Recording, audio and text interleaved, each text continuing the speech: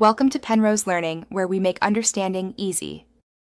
You start by verifying the database type and credentials. This matters because connection strings differ.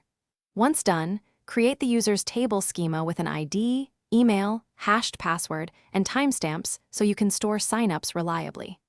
Next, place DB URL and secrets in environment variables rather than code to keep credentials safe. Make sure your backend framework has the DB driver installed and configured before moving on. That ensures your first connection attempts will succeed. You now implement the sign-up endpoint that accepts email and password. Start by validating input server-side and returning clear errors. This prevents garbage data. Then hash the password with bcrypt or argon2 so raw secrets never hit the database, and query to ensure the email isn't already registered. Use parameterized queries or an ORM create method to insert the new user record. This both simplifies code and guards against SQL injection. Once the insert returns, send a success response or next steps.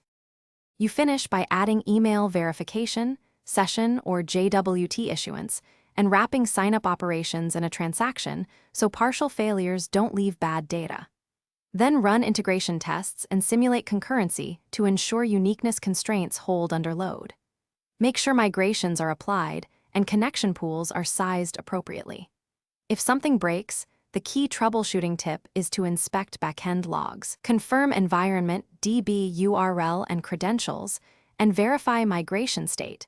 That usually reveals connection or schema mismatches quickly.